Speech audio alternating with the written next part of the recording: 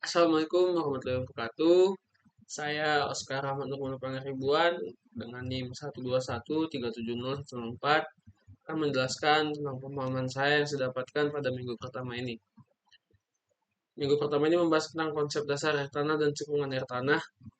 Jadi konsep konsep dasar air tanah dan cekungan air tanah.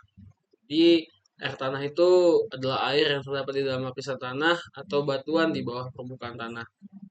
Air hujan yang meresap ke dalam tanah mengisi pori-pori batuan dan membentuk zona jenuh.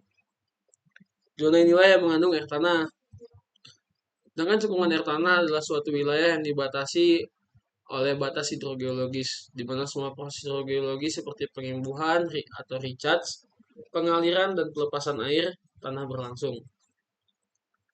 Jenis-jenis aquifer, ada aquifer bebas, yaitu lapisan tanah atau batuan yang jenuh air dan memiliki permukaan air tanah bebas. Sedangkan aquifer tertekan, yaitu lapisan aquifer yang berada di antara dua lapisan kedap air. Air dalam aquifer tertekan berada di bawah tekanan. Air tanah itu penting. Air tanah itu merupakan sumber daya alam yang sangat penting bagi kehidupan manusia. Air tanah juga digunakan untuk keperluan di kegiatan manusia seperti digunakan sebagai konsumsi, sebagai air minum, untuk masak, untuk keperluan rumah tangga, dan lain-lain lagi. Kalau untuk di bidang pertanian juga digunakan sebagai irigasi, di bidang industri juga digunakan sebagai proses produksi. Ada beberapa ancaman terhadap air tanah, yaitu pencemaran, penurunan muka air tanah, dan intrusi air laut.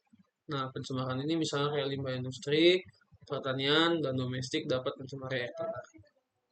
Sedangkan kalau penurunan muka air tanah, itu misalnya eksploitasi air tanah yang berlebihan, itu bisa bikin penurunan muka air tanah. Yang ketiga itu ada intrusi air laut. Nah, biasanya di daerah pantai, pengambilan air tanahnya berlebihan, bisa nyebabin intrusi air laut ke dalam aquifer.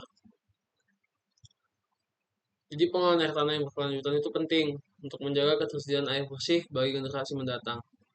Upaya yang dilakukan adalah pemantauan kualitas air tanah, pengaturan tata ruang, dan efisiensi penggunaan air laut.